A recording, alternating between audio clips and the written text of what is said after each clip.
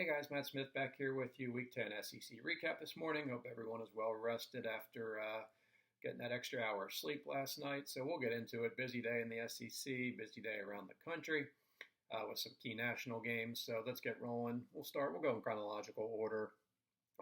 Not really one game that stood out per se yesterday, so we'll just go through starting with the early games. Ole Miss 27, Liberty 14. Ole Miss ran the ball early, got a huge touchdown from Jerry and Ely. I thought they would stick to the run more. They did, but they weren't great on the ground yesterday.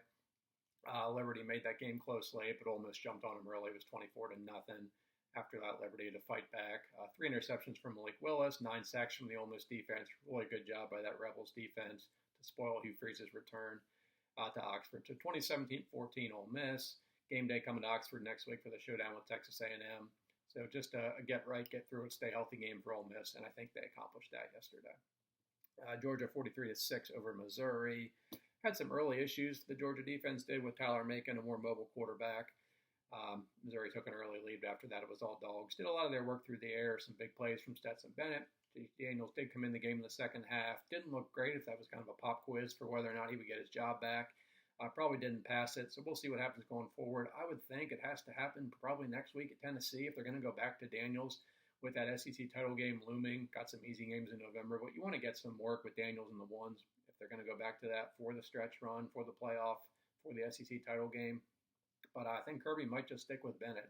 Me personally, I want Daniels out there, but they seem to be doing okay with Bennett. He was fine yesterday. But if that run game gets shut down by a good defense like Alabama and you're relying on Bennett, I still think you got a higher ceiling with Daniels. So I know it's with that defense, you got to consider how little teams are going to score against them. But big decision coming up here for Kirby Smart. I think it probably has to happen in the next week or so if they are going to go back to Daniels or just ride it out with Stetson Bennett. And 49 points in 7 SEC games for Georgia. That's just crazy. 7 points a game. Tennessee might raise that bar a little bit next week, but just dominant. Never seen a unit quite like this. Texas A&M and Auburn, 20-3 Aggies. Ugly game, 3-3 into the third quarter. Auburn had a chance to jump in front on Anderson Carlson field goal. He missed it from about 33 yards. It was all A&M after that. They ran the ball really well, got over 200 yards. Spiller and A-Chain. A-Chain didn't quite get to 100. Spiller had 112, I think 98 for A-Chain. Story of the day, though, Mike Elko's defense, dominant. Auburn did not have a single play longer than 15 yards the entire game. That's crazy. Nothing big from Tank Bigsby. No crazy scrambles from Bo Nix.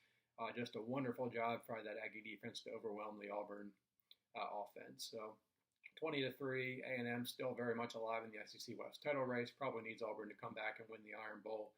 Then the tiebreakers will work in the Aggies' favor. But first step for them is going to Oxford next week and beating Ole Miss, which should be a really, really fun game and an awesome atmosphere there in Oxford. Zach Calzada took a big hit to his left shoulder, popped out. They popped it back in, came back out after only missing one series, I think. Great toughness, great grit. Didn't have a great day on efficiency statistic-wise. Obviously, 20-3, not a ton of points. But that team trusts him. That team believes in him. And the Aggies got it done to move to 7-2. Fun game in Fayetteville. Arkansas 31, Mississippi State 28. Another good day for Will Rogers in defeat, 417 yards, 4 touchdowns. Had a real nice drive late where they needed 3 completions in 3 plays to set up a game-time field goal. They did that. Field goal was no good. Arkansas held on in a back-and-forth game. They had just taken lead earlier on a real nice drive from KJ Jefferson on a short touchdown run. He was 6 of 7 on that drive, very efficient. So just for the most part, a pretty well-played game. The only issue was penalties. Both teams had double digits in penalties. So outside of that, a really fun game. Arkansas gets bowl eligible. They celebrated that as they should, given they were winless in the SEC for 2 straight years. Mississippi State, they're going to a bowl. They're 5-4 with an FCS game left and a chance to spoil some loftier goals for Auburn and Ole Miss down the stretch here. So not too much harm inflicted there for the Bulldogs. A game, of course, they wanted to win and let it get away at the end. But a real nice win for Arkansas. Fun game in Fayetteville. And both teams still on track to have decent to successful seasons, I would say. Prime time, Alabama 20, LSU 14. Had the fake punt early from the Tigers to jump in front. Thought Alabama would just gradually whittle away and pull away as they got a touchdown for Brian Robinson. Got an interception and then another touchdown right before halftime from Bryce Young to John Mechie on a real nice throw. Second half started with a fumble. Henry Toto stripped it. Alabama scores quickly on a long pass from Young to Jameson Williams, 20-7. Okay, here we go. Floodgates are open. after a slow start. No, that was it for Alabama scoring. They could not run the ball at all. Stat line says 6 rushing yards. Take out the sacks. They only had, I think, 49, under 50. But just crazy inefficiency from the Alabama offensive line. Did lose their center in the game, but no excuses for that. Credit to LSU fighting hard, finally playing up to their talent level. Just couldn't quite get it done. Max Johnson struggled late. His pocket presence, I do have some concerns going forward there if you're LSU and whoever the new coach is. Probably need to hit the transfer portal hard and at least bring in a guy to compete or potentially overtake Johnson going into 2022. So a couple of mistakes there. LSU probably could have won this game. But Alabama's defense hung tough. Will Anderson was a game wrecker again. Secondary was okay. Had some coverage issues again, as we've seen from time to time this year. But the defense needed to step up late to hold on, and they did just that. Alabama survives 20-14, but a lot to work on here. Not just looking forward to potentially playing Georgia, but more immediate pressing concerns with Arkansas coming up in a couple of weeks. And, of course, going to Auburn for the Iron Bowl. Tennessee 45, Kentucky 42. Crazy game. Vols had the ball for less than 14 minutes. Still got the win. Kentucky ran 99 plays, 609 yards. The big play was an Alontae Taylor pick 6 of Will Levis that gave Tennessee a 10-point lead in a back-and-forth battle. And Kentucky never got it tied or took the lead again. Had a chance late, down by 3. Will Levis was sacked. There was a face mask that was missed. Mark Stoops goes off on the sidelines, gets a 15-yard penalty. I don't know why. He was yelling and screaming and cussing, of course, but it wasn't in anybody's face or making physical contact with anyone. It was a bad call. They should have made it. And don't be so soft, referees, I would say. But 4th and 24 after the penalty, Kentucky converts that, gets right on the edge of field goal range, probably needed one more first down to get into game-tying field goal range, and then 4 straight incompletions from Will Levis. That was it. Tennessee wins at 45-42.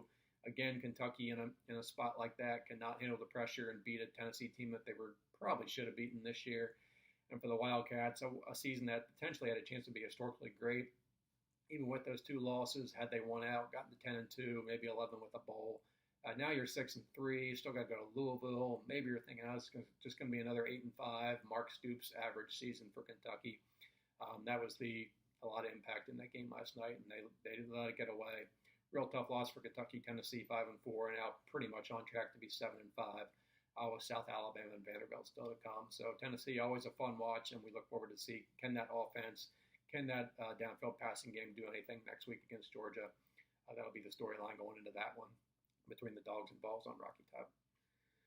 And let's see, Florida, South Carolina. What the Gators? Unbelievable. 40-17, South Carolina. That game was over at halftime. It was 30-10. Gators defense allowed 300 yards in the first half of South Carolina. They had a fumble. It was scoop and scored. After that, Florida looked very disinterested. Dan Mullen does not look like he's fighting hard for his players. His players don't look like they're fighting hard for him. Contrast that with South Carolina, who's been fighting hard all year for Shane Beamer. Not a ton of results to this point, but now they got one. Blowing out Florida, down to their 3rd-string quarterback, and Jason Brown, transferred from St. Francis, a small school in Pennsylvania. If that's his only SEC win as a starting quarterback, what a time to do it. Beating Florida, played pretty well. 14 of 24, $175 and 2 touchdowns. And South Carolina now just one away from going to a bowl themselves. They go to Missouri next week with a good shot to get it. Great job by Shane Beamer in year 1. And now, of course, the heat turns up even more on Dan Mullen after a weird week. Can they salvage this relationship, or does he have to go? Can he get out? Can he maybe get a Penn State if that opens and James Franklin leaves? Is the NFL even on the table now that he's 4-5? Could Florida part ways with a 2nd straight head coach a year after winning an SEC title like they did with Jim McElwain? Craziness in Gainesville, but that program seems pretty broken, and it might be irreparable damage at this point for the 4-5 Gators, and potentially not even going to a bowl game. Just crazy how fast that has fallen in Gainesville. And best bets, pretty good day yesterday, 4-1, now 29-20-1 for the year. Got wins with Wisconsin, Northwestern, Ole Miss, and Michigan. Only Wisconsin was really dominant, so just won a couple by 4 or 5 points. Nothing really special there. Took a loss with Baylor, but at 4-1, it's getting it done. 60% clip for the year. Good stuff there. I'll try to keep them coming for y'all. We'll go around the nation quick.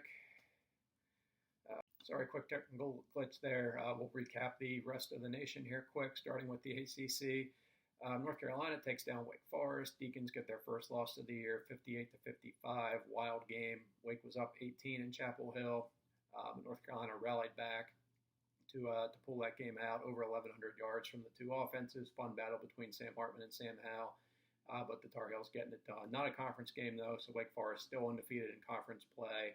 Their ACC Atlantic title chances. Huge game next week with NC State back at home. If they win that, good chance they go to the conference title game. North Carolina, again, bouncing back after a disappointing year, finally getting a big win. They are at 5-4 now. Miami stayed alive for the Coastal. Ugly, sloppy win against Georgia Tech, 33-30 down in Miami. They're 5-4. Won 3 straight now, all decent wins. This was kind of ugly, but they did beat NC State and Pitt, and just need a little bit of help now, and they could find themselves in Charlotte for the conference title game as well, coming up in December. Pitt rolled over Duke, had some struggles early, but got the win. They'll play Carolina on Thursday at home, and then a week from Saturday, they'll host Virginia, win those 2 games, and the Panthers should be headed to the ACC title game for the second time. NC State got a nice road win at Florida State, set up that big game with Wake next week. Winner of that is the inside track to Charlotte as well there. Clemson, every Clemson win is the same. They got a goal line stand at Louisville. Cardinals had first and goal at the 2, down by 6 late, but Clemson D rose up, got it done. Comeback win for the Tigers, 30-24, and that light is still flickering for them to win the ACC for, I guess, what, a 7th straight season that would be. Friday night, bad loss for Virginia Tech, 17-3 at Boston College. Defensive struggle. Justin Fuente now 4-5. He punted the ball 4th down with 5 minutes left, down by 14. Like, what are you doing? You got to go for it. Just get on the bus and go home at that point. They did that, but probably a change is coming for the Hokies with more losses likely to come with Miami, with Virginia down the stretch.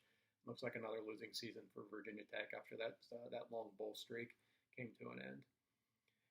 Big Ten, nice win for Purdue. Again, a giant killer, taking down number 3 Michigan State, 40-29, 200-plus receiving yards for David Bell. Second time in now 4 weeks, I guess, Purdue has knocked off a top 3 team after winning at Iowa a few weeks back. Had the win over number 2 Ohio State a couple years ago when the Buckeyes were undefeated, and they blew them out 49-20. So that's Jeff Brom's. That's what he does at Purdue. They don't have great records, but they beat the big boys, and he did it again. Great day for Aiden O'Connell and for Bell, of course. That Purdue offense was rocking and rolling. And a tough loss for Sparty now. They got to bounce back next week against Maryland before their big close against Ohio State and Penn State.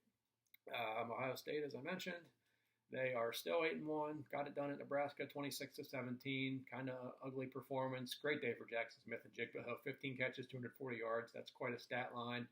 But since the schedule toughened here a couple weeks ago for the Buckeyes, they have not looked very crisp.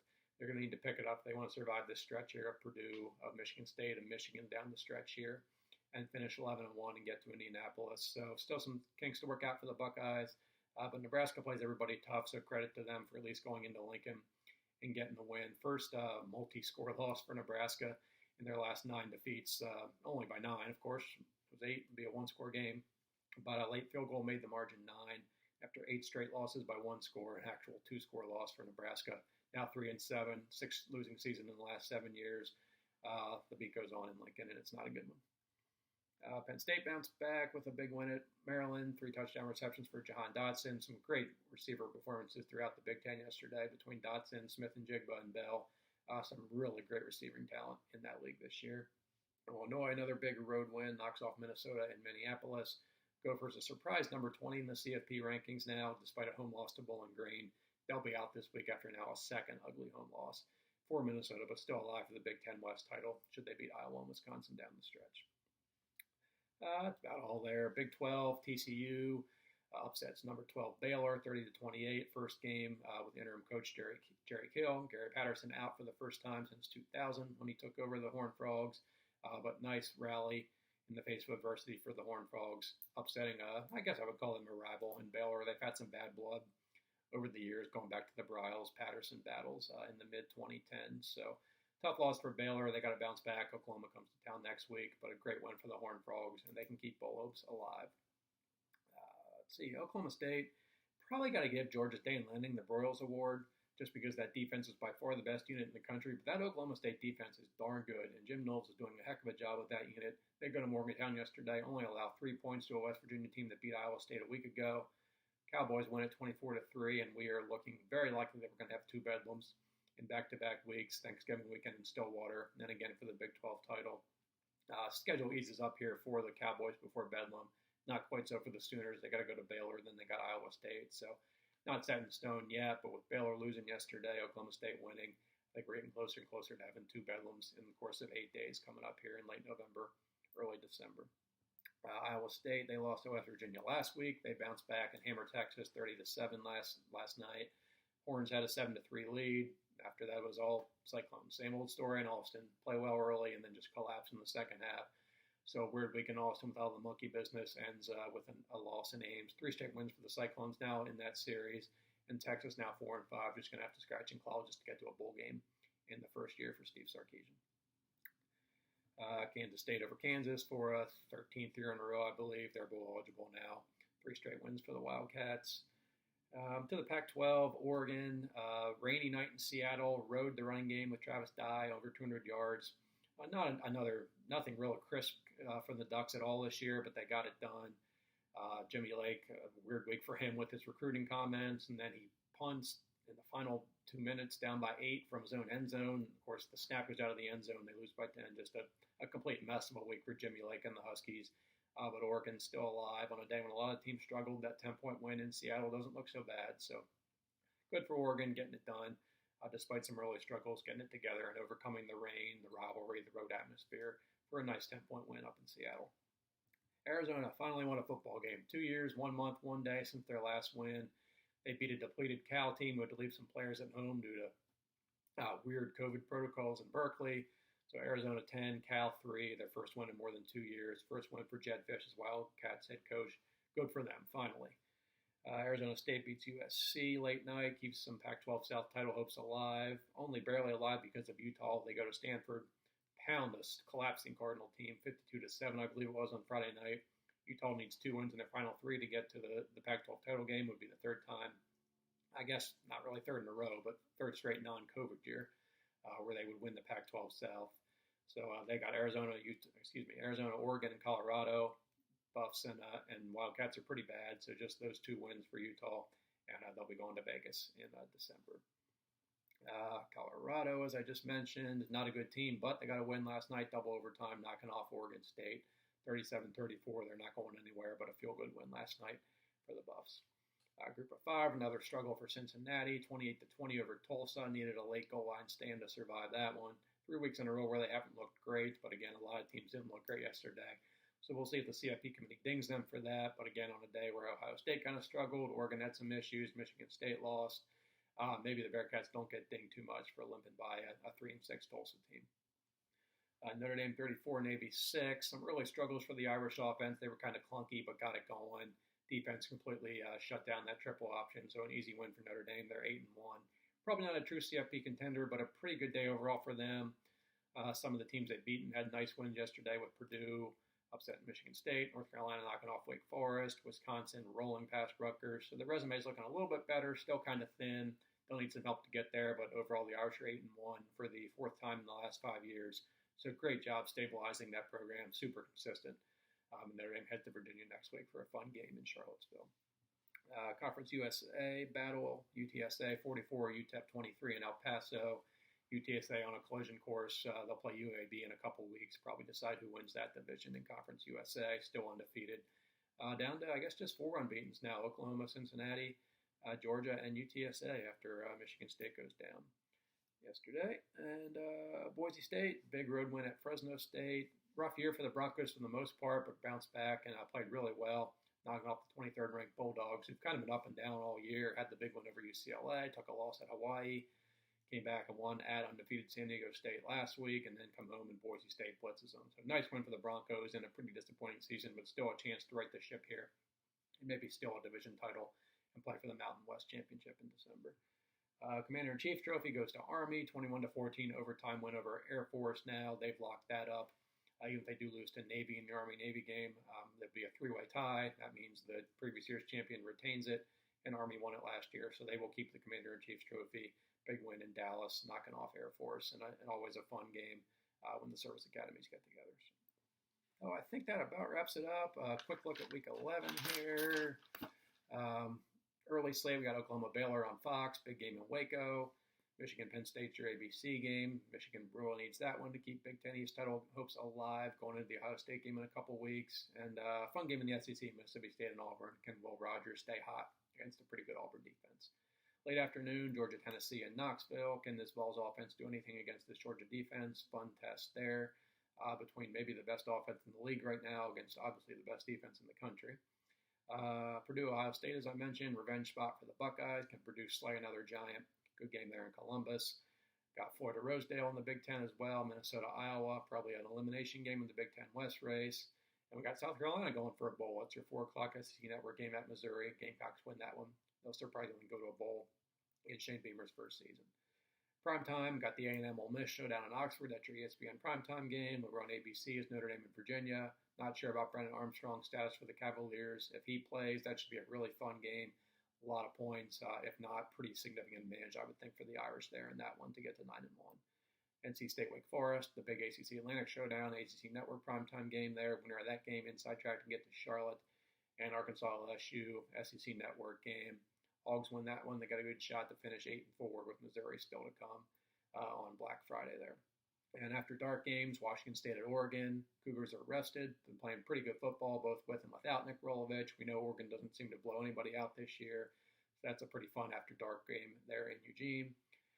Got Nevada, San Diego State in the Mountain West as well. Pretty good game there. Winner of that game. Definitely the inside track to win the Mountain West Division. So I think we'll call it there. Recap will be up later today on southernpigskin.com. So a lot more thoughts and analysis. Looking ahead to maybe the CFP rankings on Tuesday as well on that. So please check that out, southernpigskin.com. Please like and subscribe to the channel, of course. I will be back on Wednesday for a Week 11 SEC preview as we get into crunch time. And, of course, reach out to me on Twitter @MattSmithCFB. So thanks so much for watching, guys. Hope you guys enjoyed the day yesterday, and it is crunch time, and I can't wait for these next 3 or 4 weeks of craziness in college football. So I'll talk to y'all soon. See ya.